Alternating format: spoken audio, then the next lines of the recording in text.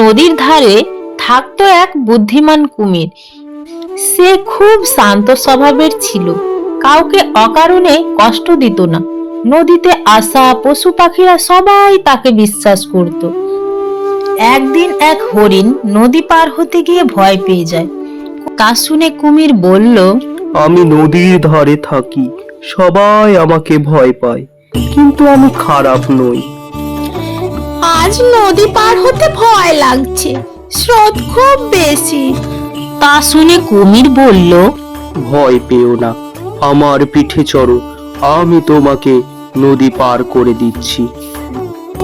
এরপর হরিণ কুমিরের পিঠে উঠে বসে এবং হরিণ বলে, তুমি তো খুব দয়ালু।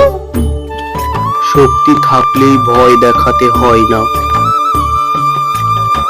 কুমিরটি তাকে সাহায্য করে নিজের পিঠে তুলে নিরাপদে পার করে দেয়।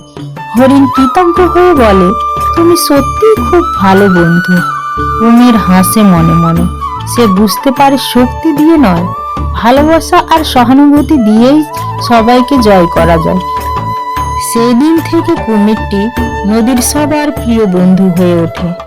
এরকম নিত্য নতুন ভিডিও পেতে like, comment, share and subscribe করে দাও।